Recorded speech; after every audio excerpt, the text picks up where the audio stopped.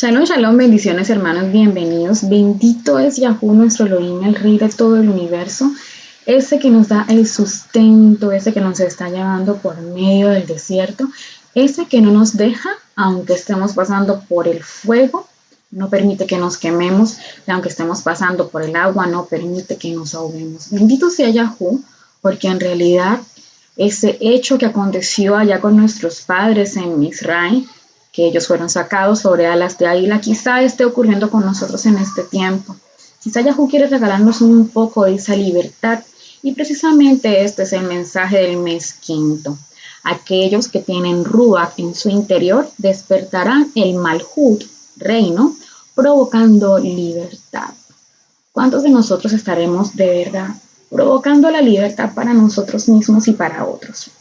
Yahweh nos regaló una primera libertad, una libertad que pudiéramos llamar terrenal, con ese éxodo o con esa salida que tuvo el pueblo de Israel en medio de Misraim. Pero ahora, en este tiempo, está queriendo que usted y yo avancemos hacia esa libertad espiritual. Que así como salimos de Misraim, logremos sacar a Misraim y al mismo faraón de nuestro corazón. Ese faraón que en ocasiones se coloca en forma de nuestro ego, que no nos deja en ningún momento ser personas dignas y que tampoco nos deja dignificar a los demás. Bendito sea Yahweh porque nos está haciendo comprender la diferencia que hay entre ser un esclavo y un siervo. Hablábamos en la enseñanza de Rosh de cosas muy interesantes y cómo una persona puede hacerse esclavo cuando se vende. Y nosotros definitivamente que nos hemos vendido a muchísimas cosas. Nos hemos vendido a los sistemas políticos, nos hemos vendido a los sistemas económicos, nos hemos vendido a los sistemas religiosos. Y tal vez en este tiempo, como el pueblo de Israel, estamos clamando a Yahweh porque no sabemos cómo salir de cada una de esas cosas. Bendito sea Yahweh porque a través de esta parashá, la parashá número 18, sobre la cual estamos avanzando en esta primera semana del mes quinto, Él nos está hablando de los derechos. Y cómo nos gusta esta palabra, mishpatim, derechos. Estamos todo el tiempo exigiendo nuestros derechos como hijos, nuestros derechos como padres, nuestros derechos como pareja, nuestros derechos como trabajadores, nuestros derechos, en fin. Es una palabra que utilizamos a diario y que permanentemente sentimos que alguien nos está vulnerando esto que nos dieron. Esta parashá se encuentra en el libro de Shemot, en el libro de los nombres, capítulo 21, verso 1, hasta el capítulo 24, verso número 18. ¿Cuántas cosas hemos pasado? ¿Cuántas cosas este pueblo de Israel vivió? ¿Y cuántas estamos recreando nosotros? ¿Cuántas veces el pueblo de Israel recreó cada una de sus heridas a través de todas las circunstancias que Yahweh les regaló? ¿Y cuánto Yahweh está recreando las nuestras a través de las circunstancias que nos pone a vivir hoy en día? Hablábamos en la enseñanza anterior del comienzo de esta parashá y veíamos una situación muy especial. Un esclavo o alguien del pueblo de Israel, un ibrí, que llega al punto de venderse. Y cuando se vende, decíamos que era porque se había empobrecido, llega al punto de empobrecerse para luego venderse. Y cómo esa persona, luego de que ha pasado ese término, desde los 6 años y llegando al 7º año, tenía toda la facilidad para salir libre nuevamente, pero habiendo escogido servir a su amo con 3 motivaciones muy importantes: amor por sus hijos, amor por su mujer y amor por su amo, él decidía a través de una voluntad quedarse en la casa de su amo. Y hablamos de esa diferencia que hay entonces entre ser un esclavo y ser un siervo. El esclavo prácticamente vive por la necesidad y por ello se vende. Y el siervo escoge entregarse. Así que vamos a seguir avanzando en esta parashá hermosísima que Yahweh nos regaló, porque creo que nos quiere llamar la atención y quiere llevarnos a conciencia sobre algunos temas importantísimos que están consignados en ella. Veamos, por favor, quiero que usted me acompañe con sus escrituras y vamos a ir al capítulo número 21 del libro de Shemot. Acompáñeme, por favor, al libro de Éxodo, Si usted tiene una Biblia cristiana, váyase al libro de Éxodo, capítulo número 21. Vamos a leer a partir del verso número 7. Y vamos a comenzar nuevamente a retomar el tema de los esclavos y de la libertad. Fíjese lo que está ocurriendo en este momento. Mire cómo dicen estos versos. Y si un hombre vende a su hija por sierva, no saldrá como salen los siervos. Y aquí nos está hablando de una mujer, pero en este caso ella no se está vendiendo. Alguien la está vendiendo y es precisamente su padre. Dice, y si un hombre vende a su hija por sierva, no saldrá como salen los siervos. Quiere decir que a esta mujer no se le aplica la regla que leímos en el día de Rosh, cuando dice que un hombre cuando se vende tendrá al séptimo año puede salir libre y puede también tomar la decisión de quedarse. Para esta mujer no se aplica esta regla. Seguimos leyendo. Fíjese que esta mujer fue vendida por su padre, pero no puede salir o no se le aplica la regla de los siervos. ¿Por qué no se le aplica? Ya viene la explicación en el verso número 8. Si no agrada a su Adón, por lo cual no la tomó por esposa, le permitirá que se rescate y no tendrá dominio para venderla a pueblo extraño cuando la deseche. Mas si la desposa con su hijo, hará con ella según el derecho de las hijas.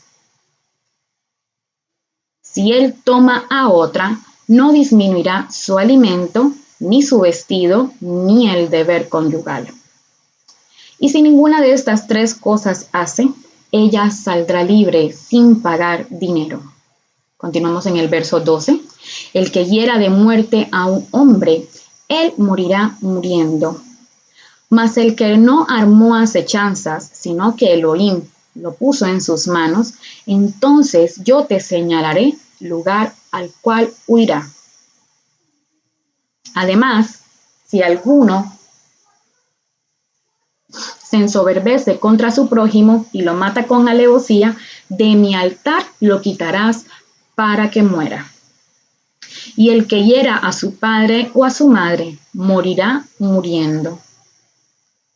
Asimismo, el que secuestra a una persona y la venda o se halle en sus manos, morirá muriendo.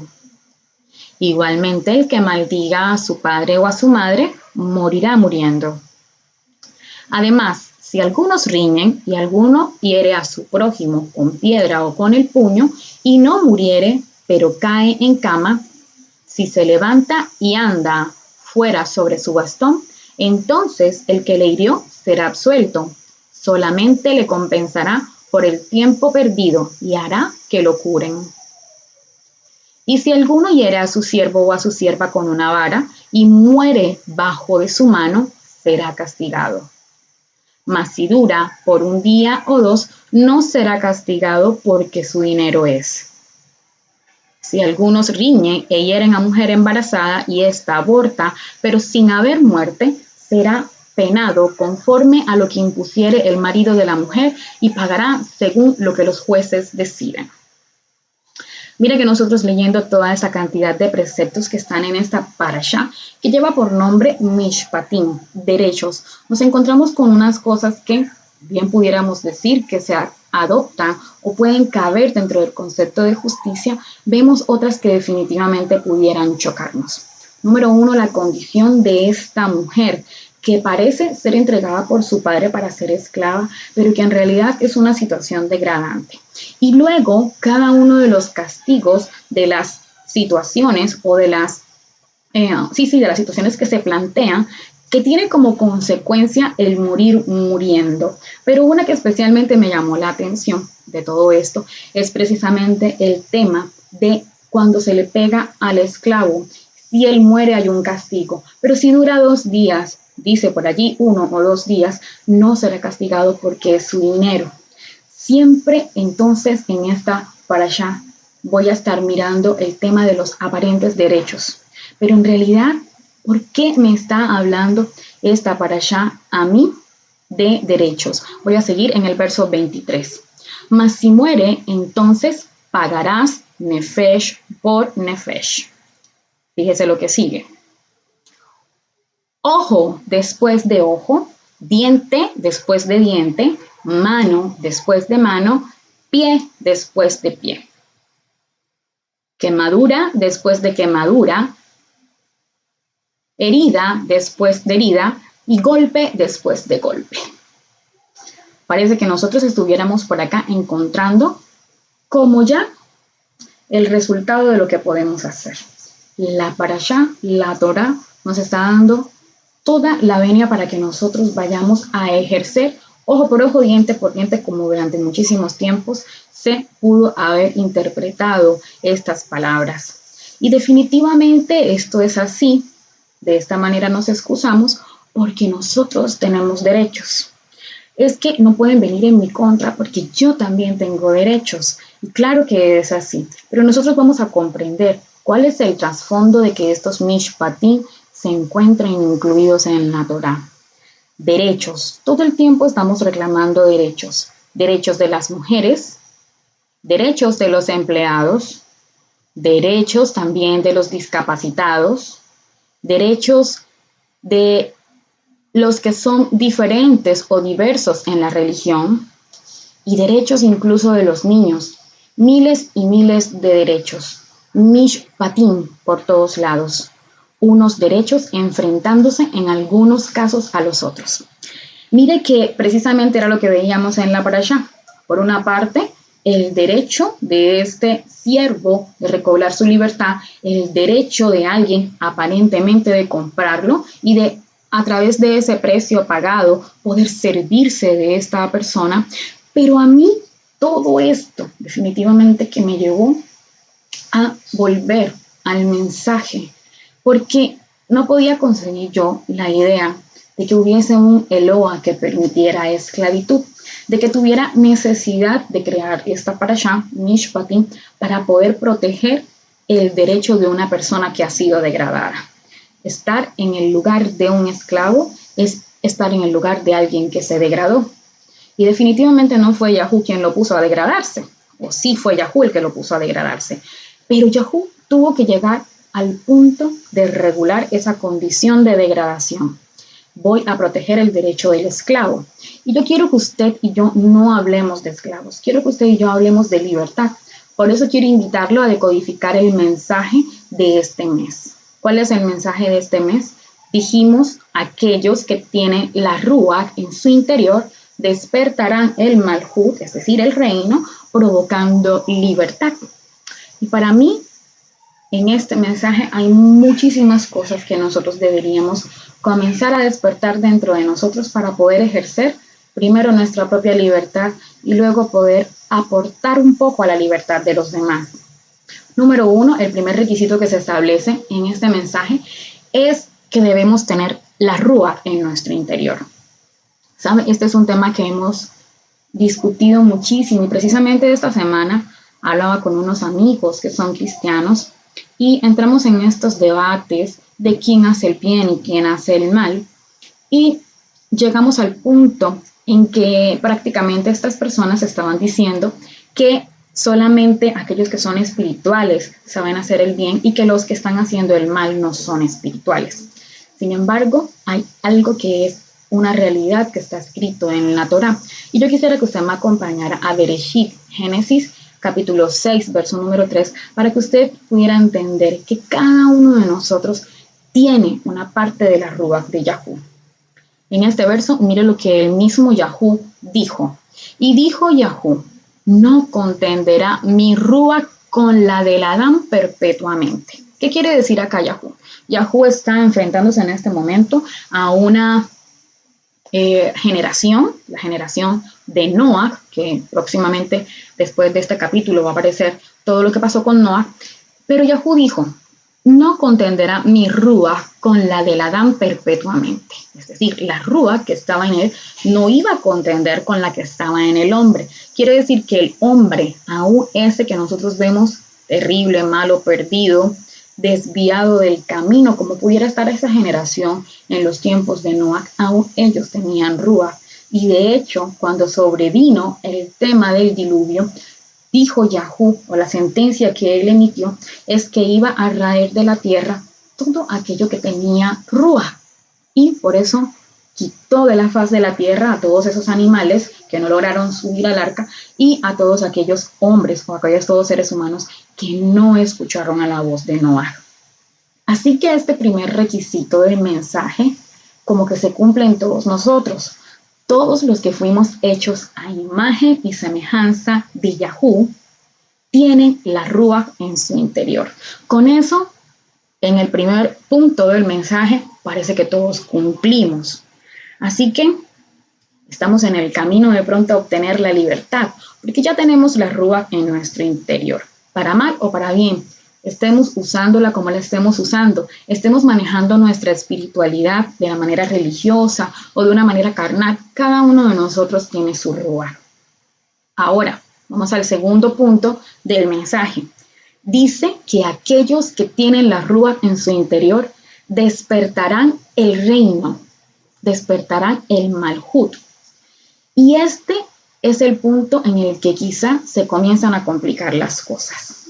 ¿Cuántos de nosotros estamos conscientes de que el reino está en nuestro interior? Primero, fuimos hechos a imagen y semejanza de Yahú, pero muy pocos, a pesar de tener la Ruach en nuestro interior, somos conscientes de que fuimos hechos a imagen y semejanza, y por ello no podemos entender que el reino está dentro de nosotros. Mire lo que dice en el libro de Lucas, capítulo 17, verso del 20 al 22. Preguntando por los fariseos cuando había de venir el reino de Elohim, les respondió y dijo, esto fue Yeshua, el reino de Elohim no vendrá con advertencia, ni dirán helo aquí o helo allí, porque he aquí el reino de Elohim está entre ustedes. Parece algo tan sencillo de decir, pero quizá muy difícil de entender. Y también muy difícil de ponerlo por obra, cuando nosotros estamos transmitiendo un conocimiento que está tratando de llevarnos a nosotros a una transformación y entendemos que el mundo espiritual se mueve a todo momento y en todas las cosas está presente y está presente en usted y está presente en mí, aun cuando hacemos el bien o cuando hacemos el mal, pero saber que nosotros tenemos esa condición de Elohim y que tenemos que traer ese reino de dentro de nosotros, como lo decía esa Hei que salía desde las entrañas, saber que nosotros tenemos el reino y que lo tenemos que traer hacia afuera, que ya está entre nosotros, parece que allí se comienzan a complicar las cosas. Y la última parte del mensaje nos dice que a partir de allí, de la comprensión de que ese reino está dentro de nosotros y que debemos despertarlo, a partir de allí se va a provocar la libertad. En Yeshayahu, capítulo 58, verso del 5 al 8, parece que por aquí nos están hablando de algún tipo de libertad. Nosotros somos esclavos muchísimas veces de las doctrinas y de las tradiciones que nos han impuesto. Y en Yeshayahu 58 nos hablan de una tradición, pero nos hablan de esta tradición para darnos libertad a través de ella, porque nos hacen comprender cuál es el verdadero sentido de lo que hacemos. Y fíjese lo que dice este verso. Es tal el ayuno que yo escogí, que de día aflija el hombre su alma, que incline su cabeza como un junco y haga cama de cilicio y de ceniza. ¿Llamarán a esto ayuno y día agradable a Yahú? ¿No es más bien el ayuno que yo escogí, desatar las ligaduras de impiedad, soltar las cargas de opresión y dejar ir libres a los quebrantados y que rompan todo yugo? ¡Wow!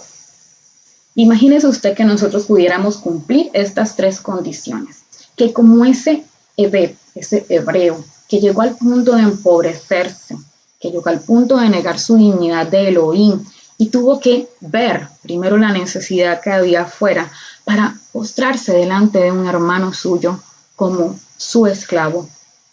Pudiéramos nosotros, en vez de llegar a ese punto, poder comprender estos tres pasos que nos está dando el mensaje del quinto mes para obtener verdaderamente la libertad. Saber que tenemos una rúa dentro de nosotros, en nuestro interior, que nos testifica acerca de quiénes somos, que nos recuerda permanentemente nuestra identidad. Y creo y estoy convencida que esa Rúa vive hablándonos permanentemente acerca de ese tema y vive diciéndonos: fuiste hecho a imagen y semejanza, pero nosotros preferimos vernos como seres sin dignidad de Elohim, como personas que pueden llegar a venderse porque se sienten tan pobres, tan empobrecidos, que no ven otra salida. Y que luego pudiéramos estar conscientes de que el reino está dentro de mí y que así como yo puedo activar todo aquello negativo que está saliendo de mis máscaras, pudiera yo activar toda la esencia que está en mi ser. Porque el reino está conectado con mi esencia, con esa esencia que Yahú colocó desde el vientre, para que luego, a partir del reconocimiento de ese reino dentro de mí, de ese ser dentro de mí, de ese Elohim dentro de mí, de ese yo soy dentro de mí, yo pudiera provocar libertad en mi vida y provocar libertad en la vida de los demás. Así que solo aquellos que tienen conciencia de que la Rúa está en su interior podrán despertar el Malhut, el reino, provocando libertad. Diríamos nosotros, ¿para qué vamos a provocar libertad nosotros si Yahú ya nos la dio? Muchos están esperando la libertad que viene de afuera. Y quiero recordarle que efectivamente Yahú llevó sobre alas de águila al pueblo de Israel, que lo libertó a la manera terrenal, pretendiendo que nosotros pudiéramos tener una evidencia de lo que Él hace por nosotros y en nosotros, para que pudiéramos tener esta transformación realmente desde el punto de vista espiritual. Estamos siendo en realidad ese tipo de persona que nos está hablando el mensaje del mes quinto. ¿Fue el pueblo de Israel ese tipo de persona? Si nosotros fuéramos ese tipo de personas que provocan libertad, ¿por qué Yahú tiene que darnos Mishpatim? ¿Por qué si nosotros estuviéramos conscientes de que somos libres y de que podemos dar libertad, tenemos que estar todo el tiempo reclamando nuestros derechos frente a los demás? ¿Por qué nosotros necesitamos ver que los demás nos están vulnerando nuestros derechos? ¿Por qué tenemos necesidad de exigirlos? ¿Y por qué Yahú tiene la necesidad de reconocerlos? Es una pregunta que definitivamente nos lleva a conclusiones que niegan por completo que en nuestro ser esté ocurriendo lo que el mensaje de este mes quiere entregarnos a nosotros como una evidencia. ¿Por qué necesitamos los Mishpatim? Cuando nosotros hablamos de Mishpatim, hablamos de derechos. Y fíjese que yo que estudié Derecho y que en este momento pues soy abogada, puedo decir que toda mi vida he creído que los derechos son necesarios, pero que la Torá me está llevando hoy en día a un nuevo nivel de conocimiento y me está llevando a mirar en realidad por qué surgieron los derechos. Decimos que necesitamos derechos porque necesitamos establecer líneas que no se deben traspasar en una sociedad que debe incluir a todos y que debe mantener la dignidad de las personas. Mire, cuando nosotros llegamos a este punto en el que necesitamos establecer límites para que la dignidad de la persona esté incólume o se mantenga, allí encontramos una sociedad enferma. Cuando nosotros necesitamos poner en un libro llamado Torá o en un libro llamado Código los derechos por escrito, es porque sabemos que va a haber alguien quien va a venir, quizá en algún momento, a traspasar esos límites. Así que vaya analizando por qué nosotros necesitamos tener derechos. Dice que para favorecer la defensa de los más débiles y evitar la ley del más fuerte. Esto supone una sociedad en la cual el fuerte se vale del débil. Una sociedad en la cual una persona sabe que necesita ir en contra de la otra, o entiende que necesita ir en contra de la otra, o por encima de la otra para lograr algo. Número 3. Para civilizar una sociedad, dándole a conocer valores inalienables que se deben respetar bajo pena de sanción. Ahora, yo le pregunto, ¿acaso nosotros de verdad necesitamos aprender los valores a punta de sanciones? ¿Por qué a mí me tienen que sancionar por algo que debería estar en mí. En derecho hay una rama del derecho que niega que los derechos tengan que escribirse. Eso se llama derecho positivo, cuando los derechos se escriben, cuando están consagrados en una declaración, como los derechos humanos, por ejemplo, o como los derechos de los trabajadores que fueron establecidos tras la Revolución Francesa. Cada vez que el derecho se positiviza, quiere decir, se escribe y se deja en un documento, estamos negando el derecho natural. El derecho natural tiene mucha conexión con la conciencia y tiene mucha conexión con eso que nosotros hemos leído de manera innumerable muchas veces en la Torá, que nos dice que Yahú quería colocar sus palabras en nuestra mente para que luego estuvieran en nuestro corazón. Si estas palabras, si estas acciones, si esa dignidad estuviera en nuestro corazón, nosotros no tendríamos necesidad de exigir nuestros derechos y muchísimo menos de sentirlos vulnerados. Si cada uno tuviera conciencia sobre su dignidad de Elohim, seríamos incapaces de ir en contra de lo creado por Yahú. Seríamos incapaces de dañar. Así que fíjese usted, por otra parte, dicen que los derechos sirven para convivir en paz y evitar la anarquía. En serio que necesitamos todos estos castigos que nos mencionó la Torá. Morirá muriendo, quítalo de mi altar para que muera, lo quitarás de allí para que muera. Necesitamos todos esos castigos para entender la dignidad que yo tengo y para entender la dignidad del otro. Definitivamente tenemos un pueblo enfermo y definitivamente tenemos una sociedad enferma.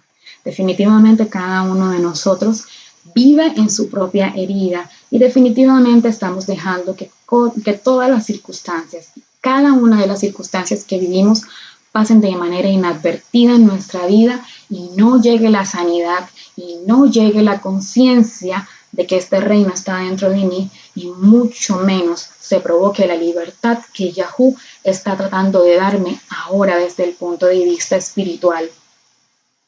Mucho de verdad se ha hablado de dignidad y muchos dicen que al expedir esos derechos y muchos se sentirán amparados en la Torá para reclamar sus derechos y dicen en la Torá está escrito que podemos llevar a X o a Y al Sanedrín y darle los 40 o los 39 latigazos, porque es que fue en contra de la dignidad.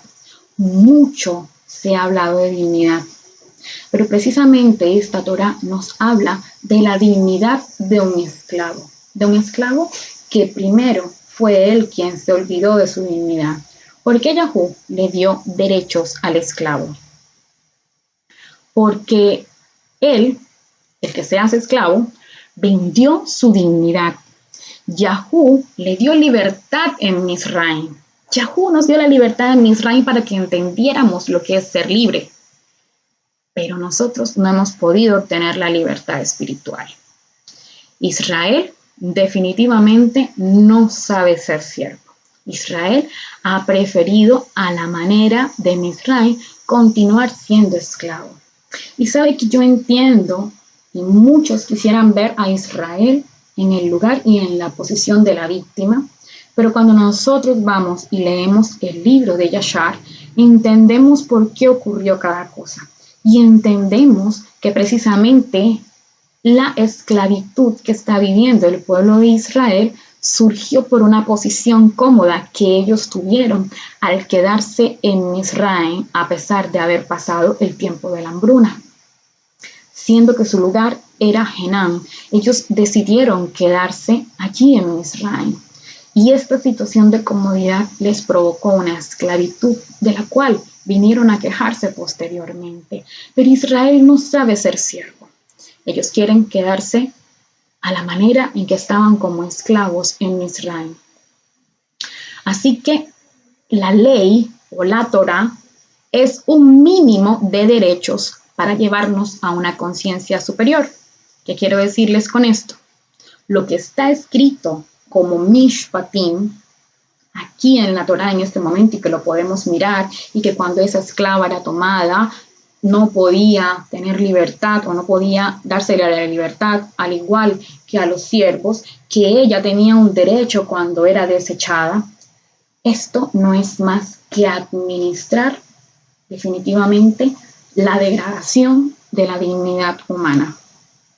Yahú está mirando que nosotros nos hemos degradado, que nosotros nunca comprendimos ese lugar que Él nos dio, de haber sido hechos a imagen y semejanza.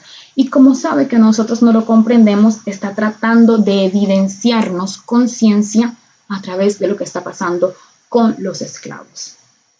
Así que estos derechos es lo mínimo que alguien se merece, pero no es la máxima dignidad que nosotros podíamos tener. La máxima dignidad que nosotros podemos tener se da a través del gozo, de la paciencia, de la benignidad, de la mansedumbre, del dominio propio. Porque dice las escrituras que contra esas cosas no hay Torá. Y hoy lo entiendo. La Torá es el mínimo. Y cuando nosotros cumplimos la Torá, estamos cumpliendo con lo mínimo. Cuando nosotros tenemos necesidad de echar mano de lo que dice la Torá, estamos negando nuestra dignidad y estamos negando la dignidad del otro. Yo quiero que usted y yo podamos tener conciencia de esto. En Baikra, capítulo 25, verso 39, dice claramente: y cuando tu hermano empobrezca estando contigo y se venda a ti, no le harás servir como esclavo. ¿Sabe que yo quise entender esto? Porque este verso de Baikra me parece totalmente contrario a esta parashá. Si yo no puedo hacer a alguien esclavo, ¿cómo puede ser que Yahú le esté dando derechos a un esclavo? Algo que él me está diciendo: aunque tu hermano empobrezca y venga a venderse a ti como esclavo, tú no lo podrás tomar de esa manera. Sin embargo, leo que aquí hay derechos para los esclavos, para aquellos que se empobrecieron, que se vendieron y ahora resultan teniendo derechos. No estoy diciendo que las personas no tengan derechos, sino que cómo es posible que una situación que Yahú prohíbe luego termina regulándola. Voy a volver a leer el verso, porque quisiera de verdad que nosotros tuviéramos conciencia de lo que es dignidad. Y cuando tu hermano empobrezca estando contigo y se venda a ti, no le harás servir como esclavo. Sabe que yo miraría este verso y lo podría traducir de otra manera, lo podría interpretar de otra forma y podría decir: y cuando a ese se le olvide su dignidad, tú no podrás desconocer su dignidad. Aunque alguien esté frente a mí vendiéndose, y muchos han venido a venderse delante de nosotros, muchos han venido con su herida abierta delante de usted y de mí, y muchos de nosotros nos hemos valido de la herida de esa persona y hemos tomado su dignidad y nos hemos postrado encima de ellos. Y entonces, a este que se vendió, a este que dejó de lado su dignidad, no le queda más que tener mishpatim, derechos. No le queda más que echar mano de la Torá, porque no hay una conciencia superior de dignidad de Elohim en nadie. ¿Cuántas personas ve usted que están sin dignidad en el verso anterior? Cuando tu hermano empobrezca estando contigo y se venda a ti. Todos diríamos claramente: allí está el que no tiene dignidad. El que no tiene dignidad fue aquel que se vendió. Allí está el que no tiene dignidad. Pero ¿sabe? Yo le pudiera decir que acá en este verso hay dos personas que no tienen dignidad. El primero, efectivamente, el que se vende porque no sabe lo que vale.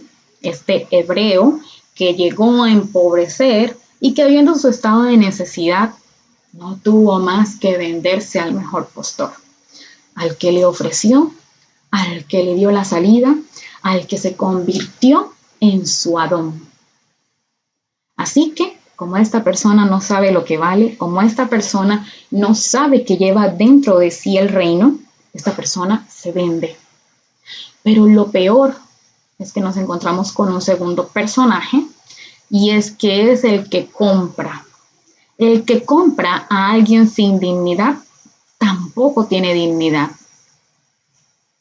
Si yo compro a alguien que no tiene dignidad, si yo no estoy tratando de dignificar a aquel que se desconoce a sí mismo, si yo estoy comprándolo y valiéndome de su condición en que no se reconoce como alguien de reino, como un hijo, como una persona hecha a imagen y semejanza, tampoco tengo yo la manera de dar valor a los demás. El que compra no le puede dar valor al que se vende si no conoce su valor tampoco.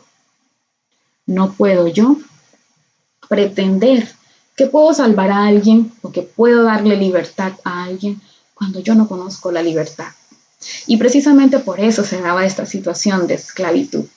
Aquel que venía siempre bajo el concepto de la esclavitud y que no sabe salir de ella, es esclavo porque encontró a alguien que es esclavista. Alguien que tampoco sabe dar libertad porque nunca la ha probado. Y por eso nosotros necesitamos este mishpatim que nos dijera que solo 6 años, un límite, para que no se pasen de allí. Para que éste busque su libertad al 6º año, pero para que aquel se acuerde que al 7º lo debe dejar ir libre. Tanto el que se vende como el que compra a alguien que se vende, ninguno de los dos tiene dignidad. Ninguno, porque ninguno de los dos comprende que ambos tienen el reino dentro y que ambos pueden provocar libertad. Cuando nosotros no conocemos nuestra dignidad, comenzamos a quitársela a otros. Y sabe que esto me parece tremendo porque pues ya vimos que este hebreo había empobrecido y había decidido venderse, pero ahora nos encontramos con el caso de la esclava, aquella que han vendido. Y sabe, me llama muchísimo la atención porque aquí parece que estuviéramos todavía bajando muchísimo más de nivel. Ya esta esclava no es ella misma quien se está vendiendo, a ella la está vendiendo su propio padre. Está haciéndola llegar a un punto todavía más bajo de la dignidad. Y fíjese usted lo que pasa con esta esclava. Dice, número 1, que ella es vendida por otro. Ella es vendida por su padre. Luego de ello, que es vendida, está sujeta a agradar a alguien más. A aquel a quien ella fue vendida, ella tiene que agradarle.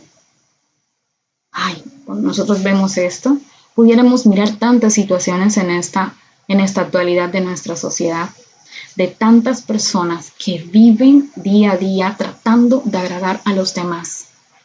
Así que ella es vendida por otro, luego está sujeta a agradar a esta persona a quien fue vendida.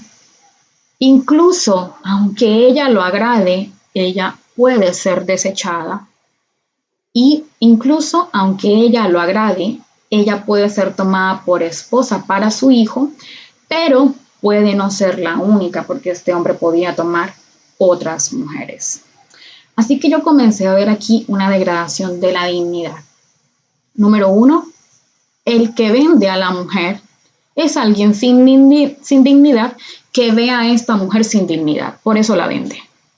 Y me recordaba todas aquellas historias que quizá hemos escuchado de nuestros antepasados, de cómo vivieron, de cuando las mujeres, por ejemplo, en su caso, eran vendidas por sus padres o sus matrimonios eran arreglados, de en aquel momento, en la etapa medieval, en que las mujeres eran dadas en matrimonio para conformar reinos, y recordé que quizá estas situaciones en las cuales se desconocía la dignidad de alguien estaban siendo llevadas a cabo por personas que quizá no reconocían su dignidad. Aquel que vende a otro es porque no reconoce su dignidad. ¿Y cuántas veces nosotros hemos vendido a los demás? Muchas veces hemos vendido a los demás.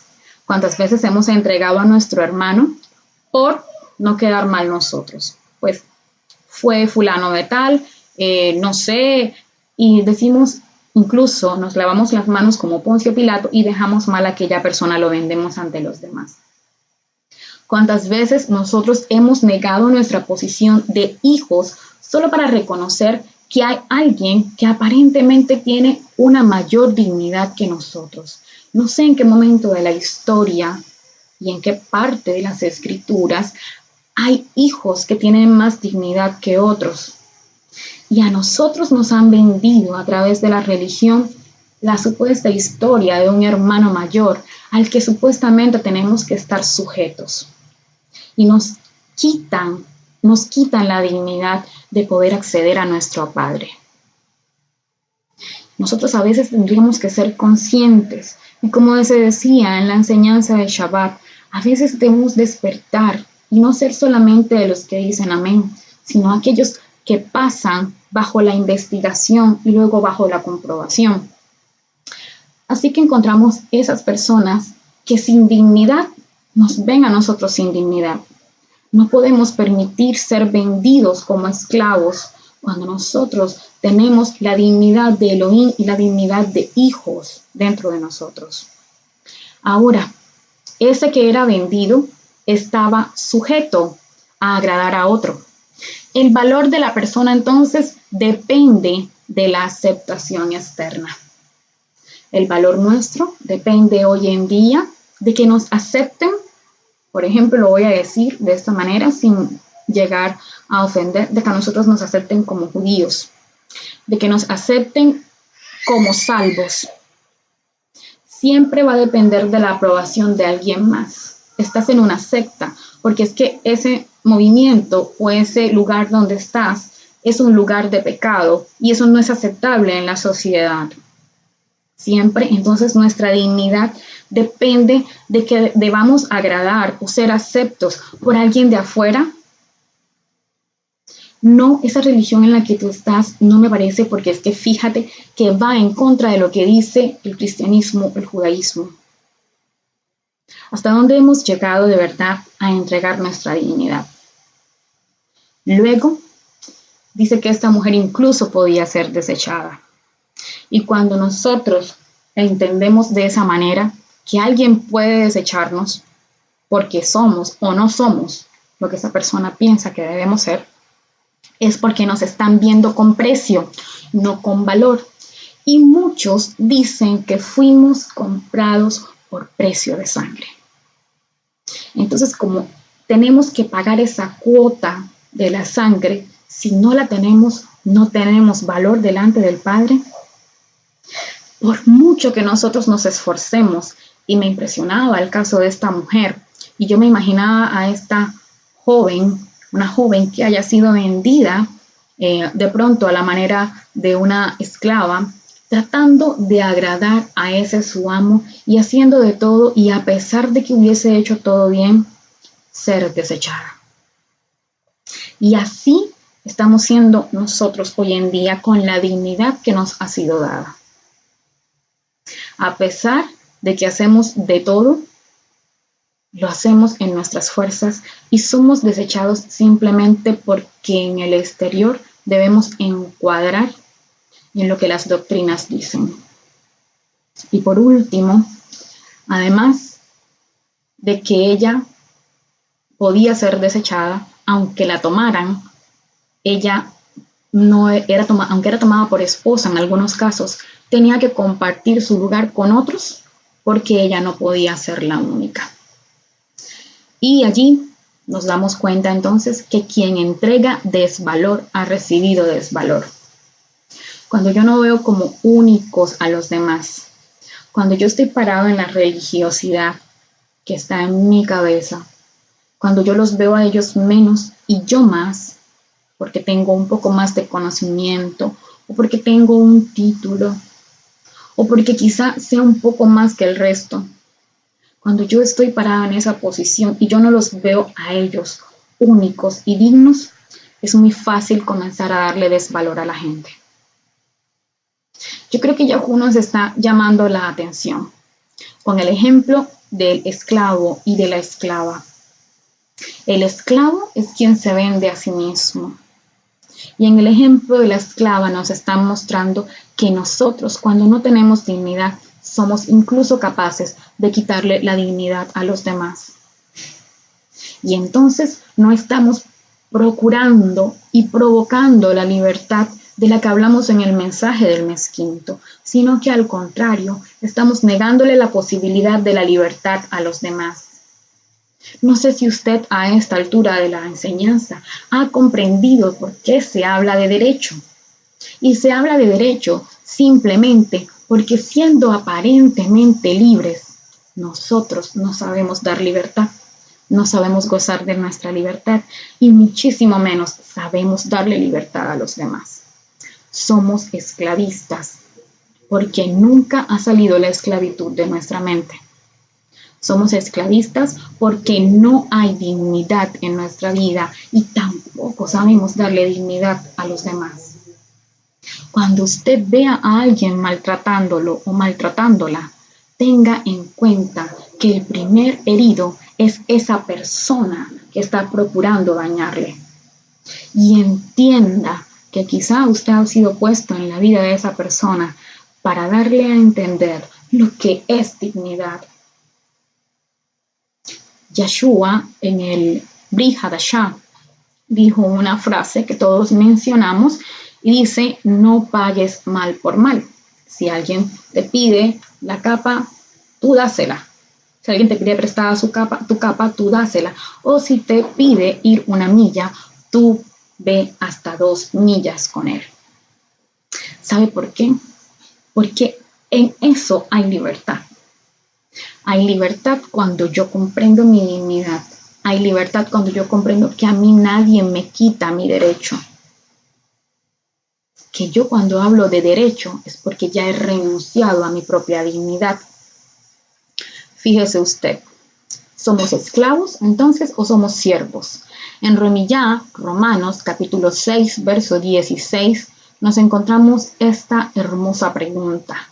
¿No saben que si se someten a alguien como esclavos para obedecerle, son esclavos de aquel a quien obedecen, sea del pecado para muerte o sea de la obediencia para justicia? Independientemente de que creamos que estamos haciendo bien o mal las cosas, si nosotros estamos en la condición de esclavos, en aquella condición en que nos hemos olvidado de nuestra dignidad, si somos esclavos del pecado, sabemos que la respuesta será la muerte. Incluso si nosotros estamos siendo esclavos aparentemente de la obediencia para justicia, si nosotros de verdad estamos en nuestra vieja forma de pensar, si nosotros estamos tratando de obedecer la Torá, porque es el mínimo, créame que usted no se está haciendo libre, usted se está haciendo cada vez más esclavo. Si usted es esclavo de la sangre, porque esa es su vieja forma de pensar y no puede dejarla. Si usted es esclavo de la Torá, porque la Torá es el mínimo cuando nosotros hemos perdido la dignidad. Y Yahú quiere que tomemos conciencia de ello. Y precisamente en Gálatas capítulo 4, verso del 21 al 26, nos habla del ayo o de la carga que hay cuando nosotros encontramos la ley. Y fíjese lo que dice acá. Díganme los que quieren estar bajo la ley, ¿no han oído la ley? Porque está escrito que Abraham tuvo 2 hijos, uno de la esclava y el otro de la libre. Pero el de la esclava nació según la carne, mas el de la libre por la promesa, lo cual es una alegoría, pues estas mujeres son los 2 pactos. El uno proviene del monte Sinaí, y siempre hemos hablado de este tema, y lo que provino del monte Sinaí fue la Torá, el cual da hijos para esclavitud, y este es Agar. Yo no estoy hablando en contra de la Torá, porque, como le digo y le repito, la Torá es el mínimo y está puesta allí para que usted y yo tengamos conciencia de que hay algo superior. La Torá dice que era para los hijos, como dice el verso, vamos a decirlo exactamente para que no nos malinterprete. Dice, el uno proviene del monte Sinaí, el cual da hijos para esclavitud, y este es Agar. Y nosotros pensaríamos, ¿cómo es posible que algo dado por Yahú nos pueda llevar a la esclavitud? Y es que la Torá lo que nos está reflejando es cuán esclavos somos, porque tener derechos es sinónimo de haber quitado o de haber negado nuestra dignidad. siempre hay algo que es superior a la Torá, y es la dignidad de haber sido hechos a imagen y semejanza.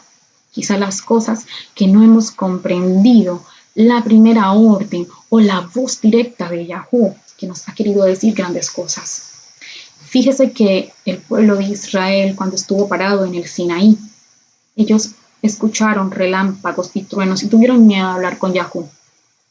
Y Yahweh dijo, estos no quieren tener dignidad de hijos, entonces vamos a darle la Torá para que ellos den hijos para esclavitud, para que quizá siendo esclavos clamen y anhelen tener una dignidad superior.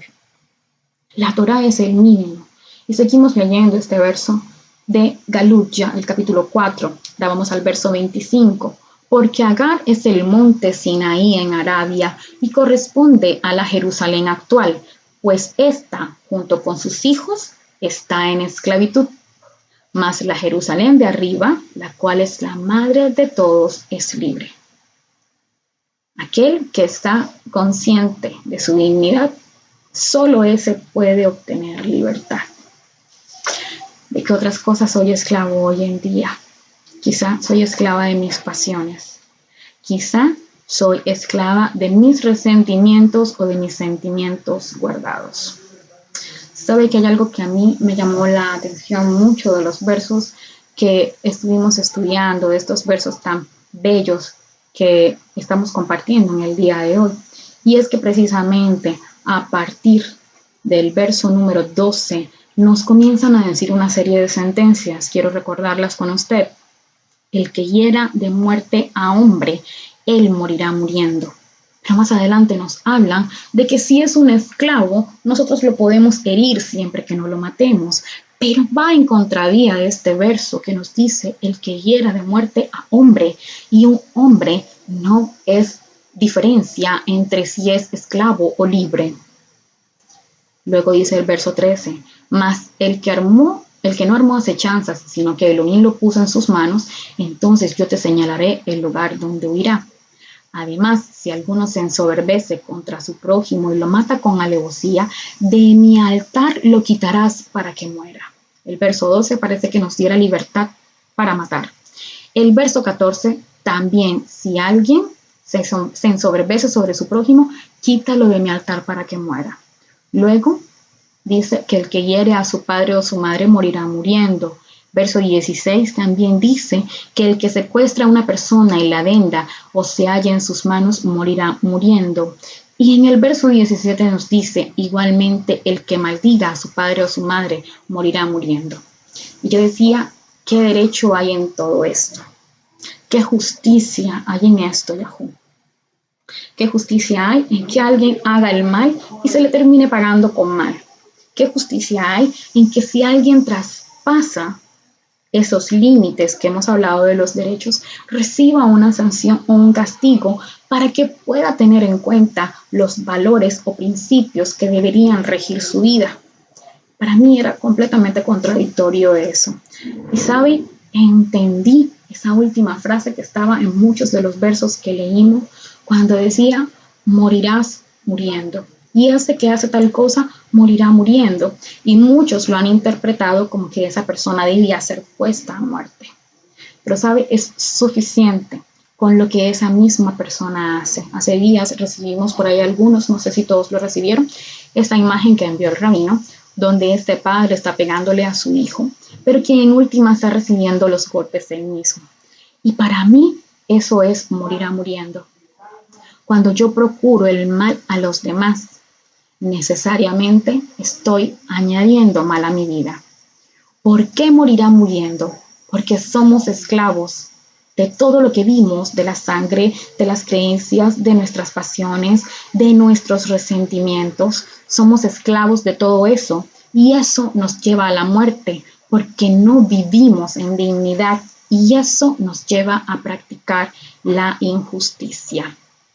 La injusticia quizá ha venido por todos los sistemas que hemos conocido. La injusticia ha venido porque nosotros no sabemos entregar cosas buenas. La injusticia ha venido porque nosotros no somos conscientes de lo que llevamos por dentro, de que tenemos un reino dentro de nosotros, de que usted y yo podemos provocar libertad, que no tenemos que esperar en muchas ocasiones que la libertad venga de afuera, que haya salvación de afuera. Shalom, shalom.